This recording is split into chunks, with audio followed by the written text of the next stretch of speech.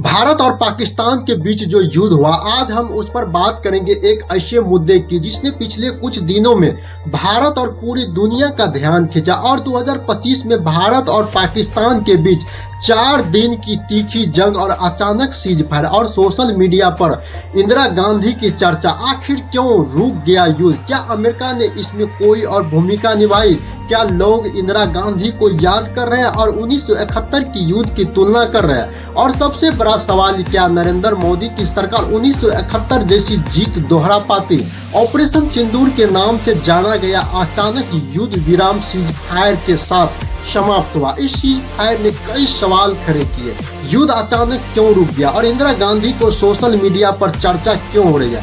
क्या अमेरिका ने इस सीज फायर को लागू करवाया? क्या मोदी सरकार पर दबाव था?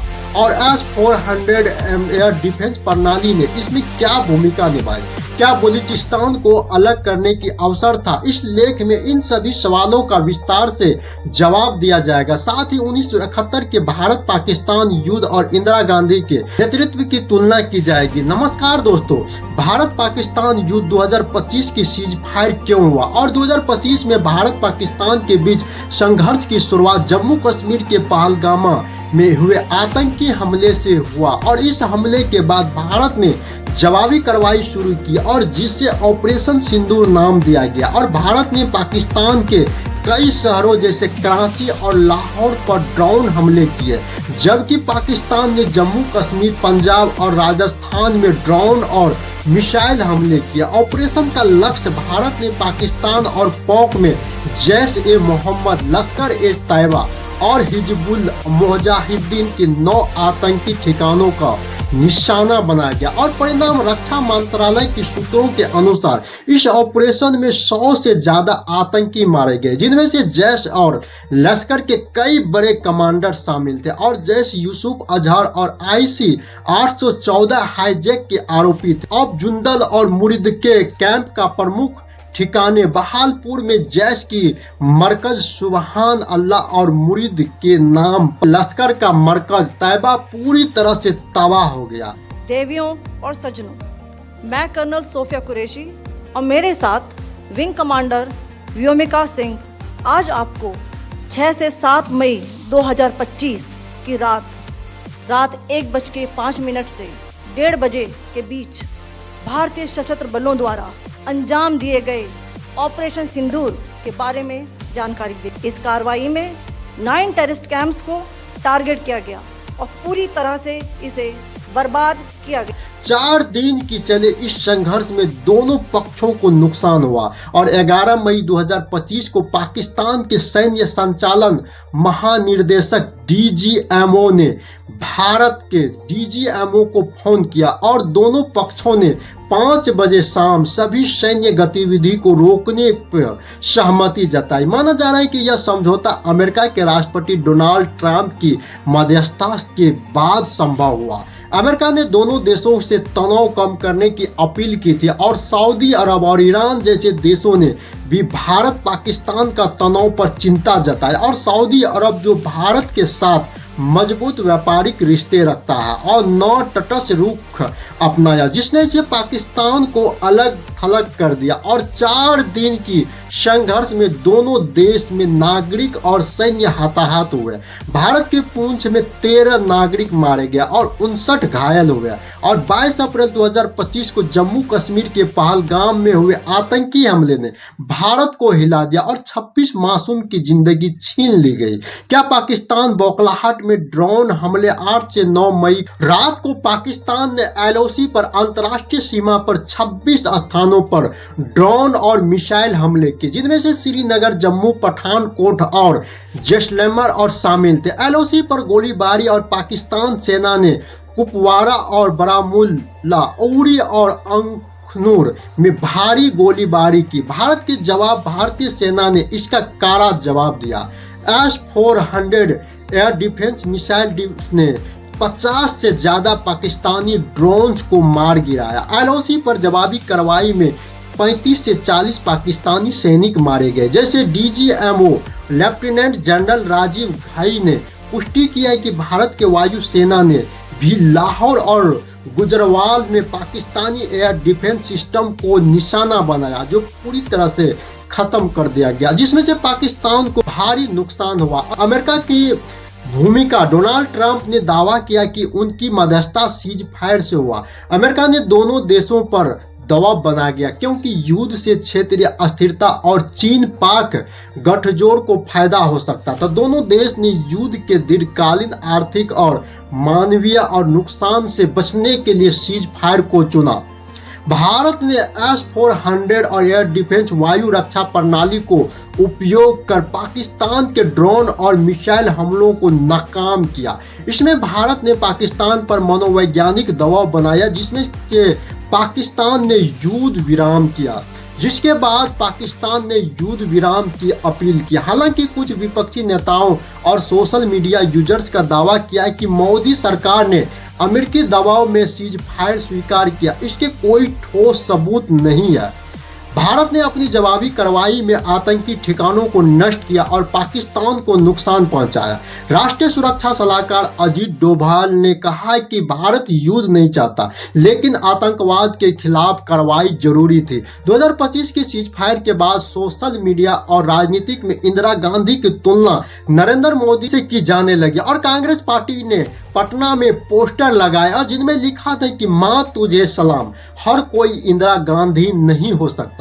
1971 की जीत की याद दिलाई और 1971 में इंदिरा गांधी के नेतृत्व में भारत ने पाकिस्तान को हराकर बांग्लादेश को स्वतंत्र कराया। इस जीत को भारत के इतिहास में एक मील पत्थर माना जाता है और सोशल मीडिया पर लोग इंदिरा गांधी के निर्णायक नेतृत्व और शैली का तारीफ कर रहे हैं, जबकि कुछ का मानना है कि मोदी सरकार 2025 में युद्ध को पूरी तरह से जीतने का अवसर गंवा दिया।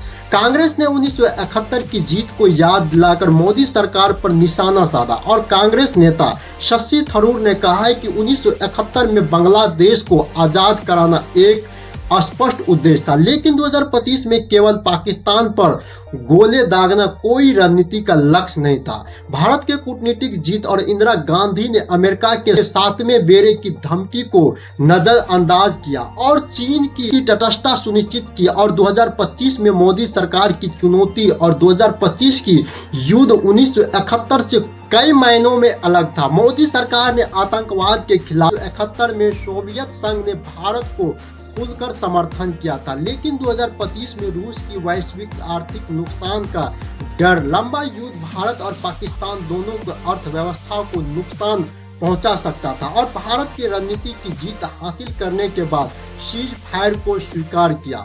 अमेरिका की क्या भूमिका? 1971 में अमेरिका पाकिस्तान का खुला समर्थक था, लेकिन 2025 में उसने तटस्थ रुख अपनाया और सभ्यता की पेशकश की और डोनाल्ड ट्रंप ने सीज फायर की श्रेय लिया, जिसमें भारत में कुछ ने नाराजगी जताई और 1971 में बांग्लादेश को आजाद कराना एक स्पष्ट लक्ष्य था। 2025 में भारत का उद्देश्य आतंकी ठिकानों को नष्ट करना था, जो काफी हद तक हासिल कर लिया गया। लेकिन बलूचिस्तान का सवाल, कुछ लोग मानते हैं कि भारत बलूचिस्तान को स्वतंत्र करा सकता था। हालांकि बलूचिस्तान में स्वतंत्र आंदोलन 1971 के बांग्लादेश और मुक्ति युद्ध जितना संगठित नहीं है। इसके अलावा अंतर्राष्ट्रीय समुदाय का समर्थन मिलना मुश्किल था। 2025 में साइबर युद्ध और ड्रोन हमले और वैश्विक मीडिया की भूमिका ने युद्ध को जटिल बना दिया। लंबा युद्ध भारत के लिए जोखिम भरा हो सकता है। S-400 एयर डिफेंस भारत की वायु रक्षा प्रणाली की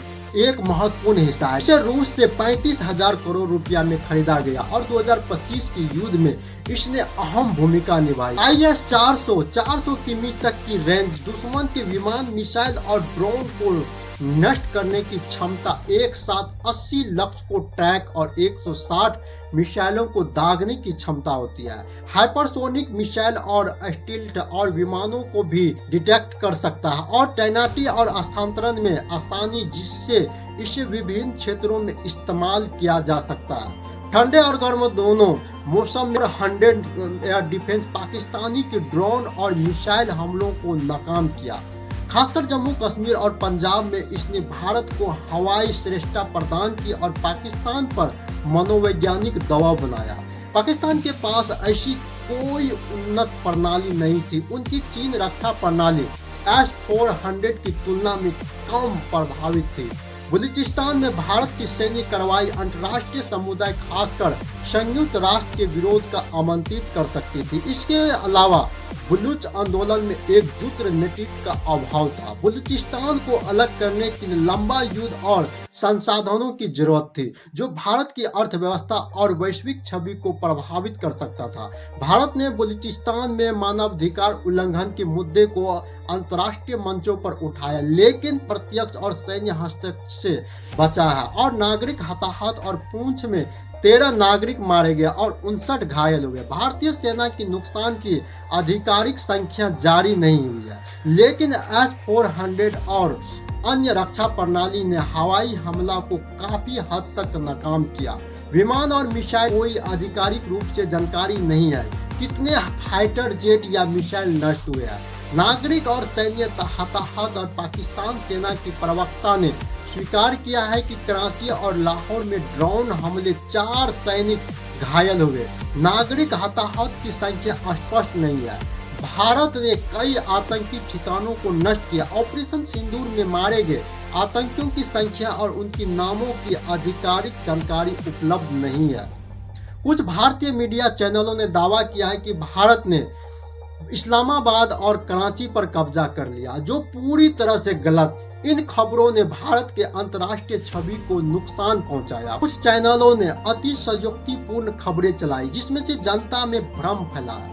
फेक न्यूज और वैश्विक मंचों पर भारत की बेइज्जती का कारण बनी और सोशल मीडिया पर इंदिरा गांधी और मोदी की तुलना ने बहस को और गर्म किया और कुछ यूजर्स ने इससे मोदी की हार करार दिया, जबकि अन्य ने इन्हें रणनीति जीत बताई। मोदी सरकार ने ऑपरेशन सिंदूर को आतंकवाद के खिलाफ जीत के रूप में पेश किया। हालांकि सीज फायर के बाद विपक्ष ने इसे कूटनीतिक और विफलता बताई और सीज फायर ने कुछ लोगों में निराशा पैदा की कि जो इसे अधूरी जीत मानते हैं। इससे मोदी सरकार की 56 इंच की चीना इंच की छवि पर सवाल उठे। यदि युद्ध लंबा चलता तो भारत बलूचिस्तान और अस्थिर कर सकता था, लेकिन इसके लिए बड़े पैमाने पर सैन्य और कूटनीतिक संसाधनों की जरूरत थी।